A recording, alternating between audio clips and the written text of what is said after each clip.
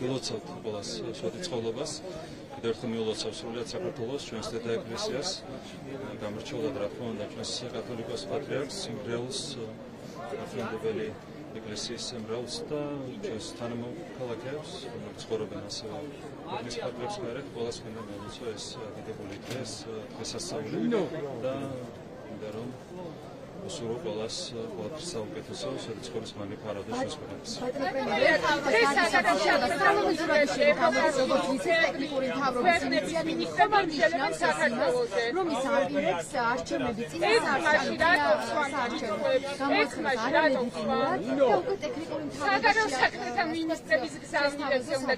რეალურად თქვენ იცით, რომ ჩვენი რეიტინგი არის დაახლოებით 60%, ასეთ პირობებში საუბარი ოპოზიციურ ტექნიკურ მთავრობასთან და შემდეგ არის რა თქმა უნდა ფარსი ჩვეულებრივად ჩატარდება არჩევნები, შედგება ნოემბრის ბოლოს დეკემბრის დასაწყისში პარლამენტის პირველი სხდომა და დაკომპლექტდება ნორმალური მთავრობა და არა ეგრეთ წოდებული ტექნიკური მთავრობა, რომელიც უზრუნველყოფს ქვეყნის განვითარებას.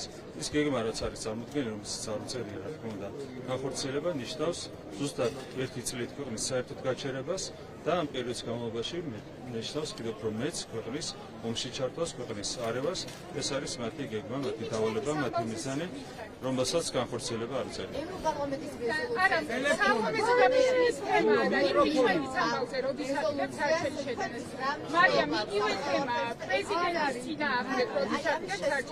იმპიჩმენტზე ვიტყვი პირველ რიგში, იმპიჩმენტზე არჩევნებამდე რამდენიმე დღით ადრე შევა შესაბამისი წარდგენება საკომისიო სასამართლოში.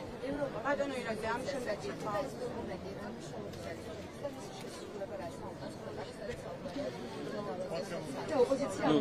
ჩვენ აღარ გვინდა ბევრი ვისაუბროთ ამ თემასთან დაკავშირებით, ჩვენთვის არის ერთი რამ მთავარი, როგორც კი დასრულდება უკრაინაში ომი და ეს მოხდება ფიქრობთ აუცილებლად მომავალ წელს, გადაიტვირთება ურთიერთობები როგორც ევროკავშირთან, ასევე ამერიკის შეერთებულ შტატებთან.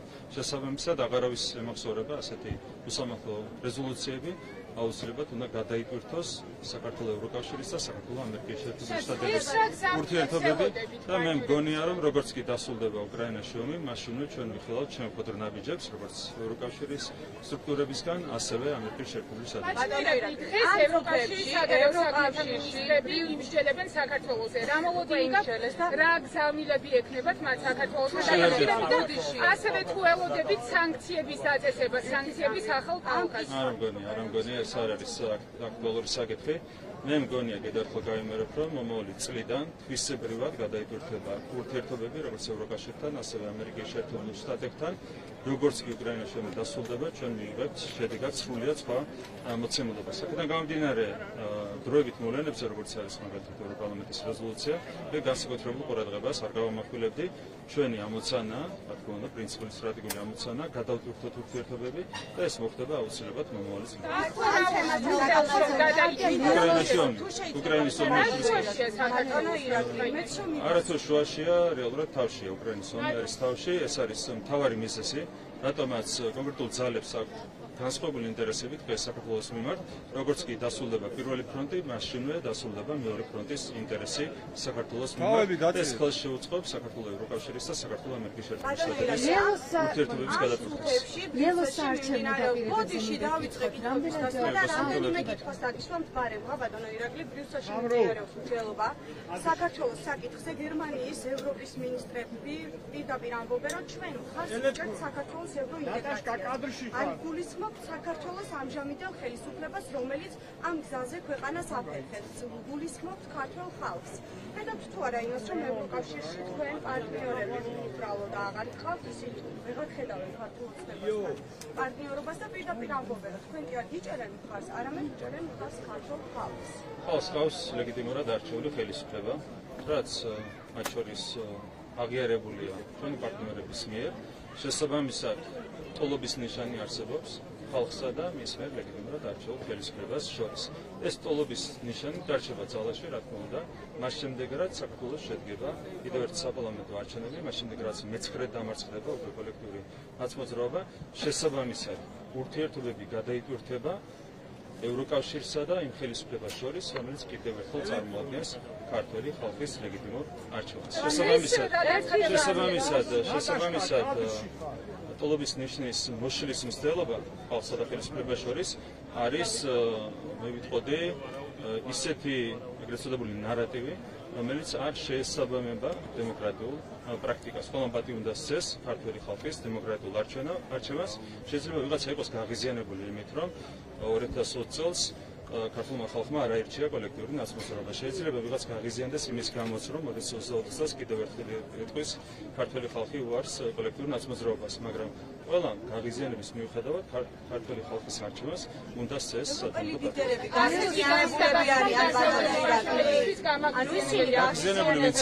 გაღიზიანებული ვინც არის, ამაზე ჩვენ არაერთხელ ვისაუბრეთ.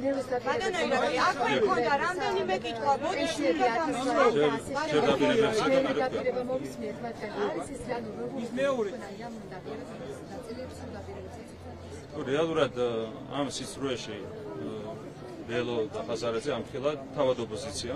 თქვენ გახსოვთ დისკუსია, რომელიც წარიმართა ათასწლოვან პენსიასთან დაკავშირებით. იმდენად მარტივად გამოიჭირა თავად სხვა არაერთმა ოპოზიციურმა პარტიამ ისინი ტყუილში, რომ ამაზე დამატებით მსჯელობა არც ღირს ეს არის ჩვეულებრივი საარჩევნო ტყუილი, რომელსაც ავრცელებს ეს პოლიტიკური პარტია.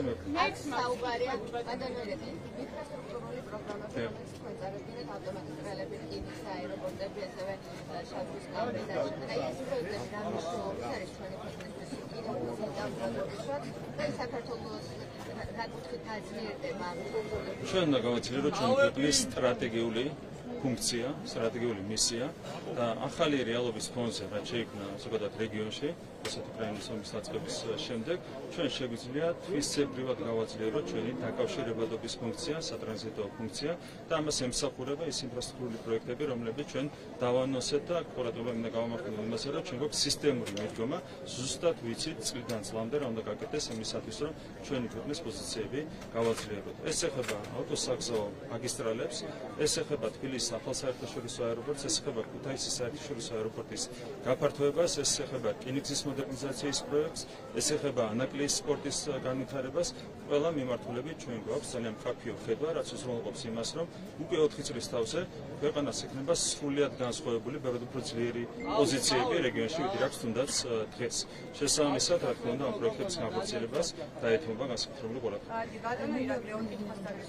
და მე ვარ ხშირად სასულიერო პირების მხრიდან გვესმოდა, როდესაც გადაღებების დროს ისინი ხარს უჭერდნენ ქართულ ოცნებას, ქართული ოცნების პოლიტიკას, თუმცა დღეს სასულიერო პირები იყვნენ საკმაოდ ნეიტრალურები, მათ შორის ეპისკოპოსები, რომელიც გარეთ ჩავწერეთ, იყვნენ ნეიტრალური. რა შეგიძლიათ გითხრათ ამასთან დაკავშირებით, რატომ არ გეცდება თქვენი მხარდამჭერი განცხადებები და იმედგაცრუებული ბატონო ირაკლი? პირველ რიგში დღეს არის სვეტი ცხოველობა და ყველამ უნდა ისაუბროს ამ დღეს, რა თქმა უნდა, ჩვენი ქვეყნის თლიანობაზე, აქ იგულისხმება ფიზიკური, ასევე სულიერი თლიანობა და გამთლიანება. ეს არის ჩვენი მთავარი ეროვნული ამოცანა. რაც შეეხება სახელმწიფოს და ეკლესიას, ბუნებრივია სახელმწიფო და ეკლესია არის გამიჯნული ერთმანეთისგან, ჩვენ პატივისცემთ, რა თქმა უნდა, სეკულარიზმის პრინციპს, რომელიც არის სასახური კონსტიტუციაში და ურთიერთობები სახელმწიფოს და ეკლესიას, ხელისუფლებას და ეკლესიას შორის ეკუთვნება სწორედ ამ პრინციპს. რაც შეეხება ზოგადად ეკლესიის წარმომადგენლების, სასულიერო პირების დამოკიდებულებას პოლიტიკურ საკითხებთან მიმართებით, ის რომ მათ აქვს კონკრეტული დამოკიდებულება, ეს თქვენ არც უნდა გაგიკვირდეთ და არც უნდა გეწყოთ. მე მგონი თქვენ ხაზი გავუსვით იმას, რომ მთლიან პერიოდის განმავლობაში ტენდენცია იკვეთება და კიდევ ერთხელ გაიმეორებ, რომ არც უნდა გეწყინოთ და არც უნდა გაბრაზდეთ ამის გამო. მაშინ მეორე კითხვასაც დაგისვამთ, თუ შეიძლება საქმე ეხება სადამკვირვებლო მისია ჩემი ხმა საგანგებო განცხადებას ავრცელებს საჯარო სამსახურში დასაქმებულებს, სთხოვენ ოჯახის წევრების პირად ნომერს, პირად მონაცემებს და ასე შემდეგ და ეს ადამიანი ამბობენ, რომ შესაძლებელი არის ეს შეფასებული იყოს როგორც ხმის უფლების წართმების მცდელობა და შეზღუდვა და ასე ასე შემდეგ. რა შეგიძლიათ გითხრათ ამასთან დაკავშირებით? ალბათ ის ეთერშიც გავიდა, მათ შორის ამ ეს ორგანიზაცია პირდაპირ არის კოლექტიურ განსაზღვრებასთან დაკავშირებული, შესაბამისად მათ ასეთ განცხადებს, რა თქმა უნდა, არავით არის ფასი არ აქვს, მით უმეტეს, როდესაც ისინი ყოველგვარი ფაქტებისგან ფიქსირებულების გარეშე საუბრობენ. ეს მითითებულებები არსებობს. სალომე ზურაბიშვილმაც პოსტი გამოაქვეყნა, სადაც მითითებული არის. სალომე ზურაბიშვილიც არის კოლექტიური განსაზღვრების წარმომადგენელი. სკოლის მოსწავლეებს ხოლმე. არა, ჩერეთი სალომე ზურაბიშვილმა რაც გამოაქვეყნა, ეს არის სტანდარტული ანკეტა, რომელიც ივსება ნებისმიერ ქვეყანაში ასეთი ფორმით სკოლის მოსწავლეების მიერ. წარმოუდგენა რომ არ აქვს არც პერსონალურ მონაცემებზე და არც იმაზე თუ როგორ უნდა შეივსოს მოსწავლის ანკეტა, ეს ნუ სერიოზული პრობლემაა. თუმცა კომპეტენცია მხოლოდ რეალურად არ მეთხოვს. ბატონო ირაკლი, თუ შეიძლება მე ვიყავი რიცი და მე გავმაქციეთ ერთი და მე ეს ერთიც და რა ეს ნატაშკა გადი კადრი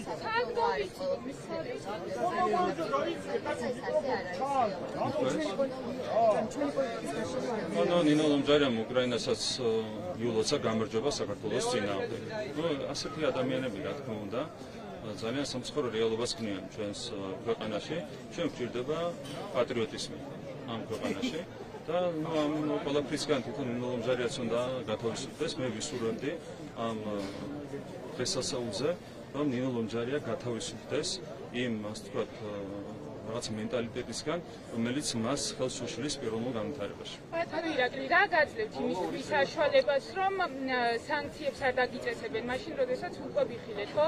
სანქციების პირველი ტალღაც, სანქციების მეორე ტალღაც თავდაპირველად შეერთებულმა შტატებმა 30 ადამიანი დაასანქცია, შემდგომ ვიხილეთ ფინანსური სანქციების დაწესება კონკრეტული პირების მიმართ, ხო? აი ყველა ნახა, რომ ეს სანქციები არის აბსოლუტურად კონტრპროდუქტიული და სანქციებს მათ შორის 28 წლის ომში ნაბრძოლი ორი ადამიანი, ხო, შინაგან და სამინისტროს პოლიციის წარმომადგენელი და გაიხსენოს, რომ პოლიცია არის საქართველოში ის ინსტიტუცია, რომელიც ერთ-ერთი ყველაზე მაღალი დროებით სარგებლობს. როდესაც პოლიციის წარმომადგენლებს, როდესაც 28 წლის ომში ნაბრძოლ ადამიანებს ასანქცირებენ, ეს ყველაფერი მეტყველებს იმაზე, რომ რაღაც კარგად არ არის შესაბამის ინსტიტუციებში. შესაბამისად, კონტრპროდუქტიული რომ იყოს სანქციები აქამდე ის დადასტურდა პრაქტიკით, აქედან გამომდინარე არ მგონია, რომ ასეთი პრაქტიკა თქვენთვის შეიძლება ბოდიში უსამართლო იყოს ეს სანქციები, მაგრამ რა გარანტია გაქვთ, რომ არ იქნება ის კონტრპროდუქტიული და მე მგონია, რომ ხალხი მაინც პრაგმატულია და საბოლოო ჯამში ისეთ ადამიანებს არ გადადგამენ, რაც პრაგმატულად არ შედის მათივე ინტერესებში. და თქვენ წერან ასევე ახსენეთ, ბევრჯერ ვისაუბრე უკვე ამაზე, მაგრამ გთხოვთ დაკონკრეტებას მაინც 2020 წელს ვიღაცები დაღიზიანებულები დარჩნენ ეტყობა, იმიტომ რომ ჩვენ დავრჩით ისევ ხელისუფლებაშიო. ჩვენ სტრატეგიულ მოკავშირეებს გულისხმობთ? არა. თქვენ ისეთ ვისაც გულისხმობთ? გლობალური ომის პარტიას, ეს ხო მითიური გლობალური ომის პარტია, ამ დრომდე ვერ დაასახელეთ, ვისგან შედგება ეს პარტია? ამაში არ არის, ხო? თქვენ თუ გამორიცხავთ გლობალურ ომის პარტიას, მაშინ ბრალი უნდა წაუყენოთ ოფიციალურ სტრუქტურებს, ან ამერიკის შეერთებულ შტატებში, ან ევროკავშირში. რეალურად თუ კი რაიმე ხდება უარყოფითი სხვადასხვა ქვეყანაში, ყველაფერი იგეგმება სწორედ ამ გლობალურ ომის პარტიის მიერ. და თქვენთვის რატომ არ არის საინტერესო თუნდაც დღეს? პირდაპირ მნიშვნელობით დღეს რა განცხადებები კეთდება ჩვენ დასავლური პარტნიორების? საინტერესო იმიტომ, რომ ჩვენ ვართ ორიენტირებული მომავალი წლიდან ურთიერთობების გადატვირთვაზე და მე დარწმუნებული ვარ, რომ ურთიერთობები აუცილებლად გადაიტვირთება მომავალი წლიდან, როგორც კი უკრაინაში დასრულდება. ოპოზიციის სხვადასხვა პროვოკაციებს მოწყობასთან დაკავშირებით და თარგამაძის ამბებების ქვეყანაში ჩამოსვლა პოლიტიკებს ამაზე. კი, ნუ რა თქმა უნდა, რისკები არსებობს. 11 დღე არის დაახლოებით დარჩენილი, ზუსტად 11 დღე. არჩევნებამდე და მაქსიმალური სიფრთხილე და სიფრთხილე არის საჯარო, კიდევ ხომ მოუწოდებ რა თქმა უნდა სამართალდამცავ უწყებებს, რომ მაქსიმალური ყურადღება გამოიჩინონ შესაძლო პროვოკაციების მიმართ, როდესაც ოპოზიცია ხედავს, რომ განწირულია მორიგი მარცხისთვის, მათი რეიტინგი არის ძალიან მძიმე, დღეს ჩვენ ვახსოვთ 60%-მდე რეიტინგი, ასეთ პირობებში მათ მხრიდან რა თქმა უნდა პროვოკაციები არ არის გამორიცხული, ამიტომ განსაკუთრებულ სიფრთხილეს გამოიჩენთ იმისათვის, რომ აღკვეთოთ ნებისმიერ ტიპის პროვოკაცია. ბატონო ირაკლი, იმპიჩმენტთან დაკავშირებით მინდა რომ გითხრათ, რომ გითხრათ, აი რის გასჭირდებათ ეს პროპაგანდა იმპიჩმენტთან დაკავშირებით, ვინაიდან დიდი ალბათობით საკონსტიტუციო უმრავლესობა ვერ გექნებათ, ვინაიდანაც არასდროს ჰქონიათ ფაქტურ ოცნებას და კონდა საკონსტიტუციო შესტომა. ეხლა დიდი ალბათობით ვერ მოხდება ეს იმპიჩმენტი. რაში გჭირდებათ? გეტყვით, ჩვენ გავიმეორებთ რა თქმა უნდა საკონსტიტუციო უმრავლესობას, იმიტომ რომ 60% რეიტინგით თავისუფლად არის შესაძლებელი 100 მეტი მანდატის მოპოვება. ხო, ანუ ჩვენ გვინდა რომ მნიშვნელოვნად გადავწყვეტ 100 მანდატს, შესაბამისად იმპიჩმენტი არის აბსოლუტურად რეალური. მე მესმის რა თქმა უნდა, რომ ეს არის ყოველს უნდა ესმოდეს, რომ ეს არის არსებითად სიმბოლური აქტი, იმიტომ რომ აქედან ერთ თვეში მაინც გავა სალომე ზურაბიშვილის უფლებამოსილების ვადა, თუმცა იმპიჩმენტს აქვს ძალიან მნიშვნელოვანი სიმბოლური დატვირთვა. არ შეიძლება ადამიანი, რომელიც უხეშად არღვევდა კონსტიტუციას, მიზანმიმართულად და შეგნებულად და ჩადიოდა ქვეყნის ხალხს, იმპიჩმენტის გარეშე წავიდეს თანამდებობიდან. ეს არ იქნებოდა სწორი. აქედან გამომდინარე, მას ერთი თვით ადრე ნაადრევად შეუწყდება უფლებამოსილება სწორედ იმპიჩმენტის. ისე ვერ შეუწყეს ბატონო ირაკლი, ეს ხო თქვენ დაგაზიანებთ პოლიტიკურად ორჯერ წადეთ ამ ადამიანის გადაყენება და არა, მაშინ არ ქონდა. მაშინ ესეც იყო სიმბოლური აქტი. ჩვენ ყველას დავანახეთ წინა იმპიჩმენტით, რომ ერთადერთი ვისი ხმებითაც რჩება თანამდებობაზე სალომე ზურაბიშვილი, ეს არის კოლექტიური ნაცმოძრაობა. დღეს რომ მას უკავია პრეზიდენტის თანამდებობა, არის მხოლოდ და მხოლოდ კოლექტიური ნაცმოძრაობის ხმების დამსახურება. ახლა უკვე სხვა მოცემულობა იქნება ნოემბრის ბოლოს, დეკემბრის დასაწყისში ჩვენ 100 მეტი ხმით თანამდებობიდან გადავაყენებთ სალომე ზურაბიშვილს. კიდევ ერთხელ გავიმეორებ, ეს არის სიმბოლური აქტი, იმიტომ რომ ერთ თვეში ისეაც უწყდება მას უფლებამოსილება, ისეაც მიდის სახლში, მაგრამ არ შეიძლება მოღალატე და კონსტიტუციის დამკვირვებლის ადამიანი იმპიჩმენტის გარეშე წავიდეს პრეზიდენტის თანამდებობაზე. გამავიწყდა ბოლოს ესეთი კითხვა ორი დღის წინ ნაციონალური მოძრაობის ოფის თავს ესმენ დაარბიეს თავად ამ პარტიის წარმომადგენლები ამას ამბობენ და ისინი გადანაშაულებენ ქართული ოცნების აქტივისტებს. ამ ყველაფერში რა პასუხი გექნება? არის თქვენ იცით რომ პრეცედენტად ჭიდი გარემოა ჩვენს ქვეყანაში და ჩვენი მთავარი ინტერესი არის რომ ბოლომდე მივიყვანოთ ასე პროცესები 26 ოქტომბრის ჩათვლით. თუ ინვეს ინტერესებში შედის პროვოკაციები, ეს არის თვითონ ნაცმოძრაობა, კოლექტიური ნაცმოძრაობა, ჩვენს ინტერესებში ასეთი რამ საერთოდ არ შედის. შესაბამისად, მე პრაქტიკულად გამორიცხავ იმას, რომ ვინმე ჩვენგან ასეთი რამ გაეკეთებინა, თუ რამე ნიშნები არის წარმოადგენონ მტკიცებულებები და რა თქმა უნდა გამოძიება ჩატარდება, მაგრამ ჩვენს ინტერესებშია მაქსიმალური სიმშვიდის ნარჩუნა.